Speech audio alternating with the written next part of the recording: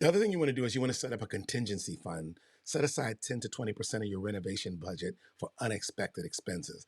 You may say, well, your contractor who walked the house with you told you this is going to be about $50,000. Well, increase that another 10 to 20% for those surprises and unexpected expenses.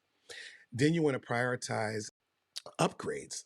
If you really, really want a good flip and you want it to sell fast and I want that initial look from custom. If you just throw some paint up and replace some doors and windows, that might not be enough.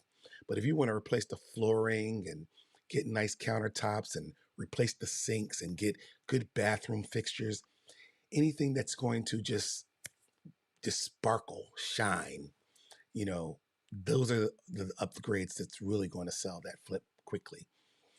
Focus on some of the essential repairs and the high impact improvements that add value without breaking the bank.